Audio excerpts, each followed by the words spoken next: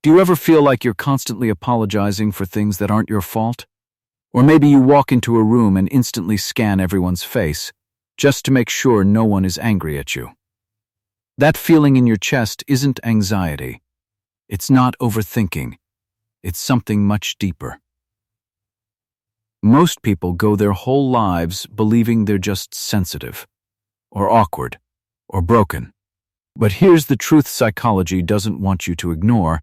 Those aren't personality traits. Those are survival skills. And if you grew up walking on eggshells, your brain learned to protect you in ways you don't even recognize. Today, we're uncovering 5 subtle signs you were raised by a narcissist. Signs you probably think are just part of who you are, but actually tell a much deeper story. Number 1. You are an expert at emotional weather forecasting. When you were a kid, you didn't have the luxury of just being a kid. You had to know exactly what mood your parent was in the moment they closed the car door or walked into the kitchen. Was it a good day or an eggshell day? As an adult, this turns into hypervigilance.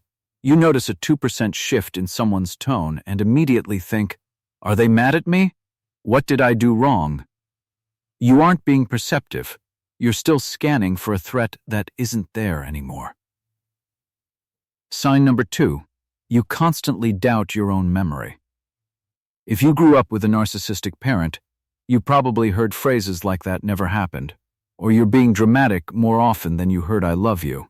When a parent rewrites history to make themselves the hero or the victim, you learn to stop trusting your own eyes. As an adult, this shows up as over-explaining. You give way too many details when telling a simple story, because deep down, you're terrified no one will believe you. Number 3. You feel like you don't exist unless you're doing something. In a narcissistic home, love is conditional. You weren't loved for who you were. You were praised for what you brought to the table. Good grades, sports, or just being the quiet child who never caused trouble. This is why, as an adult, you struggle to relax. If you aren't being productive, guilt eats you alive. You've been trained to be a human doing, not a human being. Sign number 4. Your no is broken.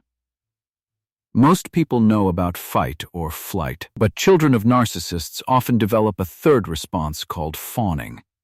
Fawning is when you try to neutralize a threat by being as helpful, pleasant, and self-sacrificing as possible. You become a chameleon. You agree with people you don't like. You say yes to favors you don't have time for. You abandon your own needs just to keep the peace, because somewhere along the way, you were taught that your boundaries are an insult to other people. And finally, number 5, that voice in your head? It's not actually yours. We all have an inner critic. But for you, that voice is loud, harsh, and sounds suspiciously like your parent. It's the voice that tells you you're being selfish for taking a nap, or arrogant for celebrating a win.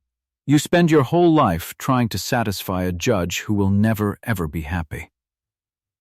The hardest part of healing isn't learning to ignore that voice. It's realizing that the voice was a lie, told to you by someone who couldn't see your value. If you're watching this and feeling a heavy weight in your chest, I need you to hear something. You weren't difficult. You weren't too much.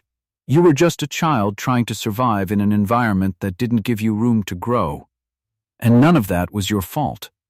Which of these signs hit you the hardest? Pause for a second and think about it. Then drop a comment below. Sometimes just seeing that you aren't the only one who feels this way is the first real step toward healing. If this video gave you clarity, do 2 things right now. Like this video and subscribe to Kings of Psychology, because you deserve to understand your mind, not just survive it.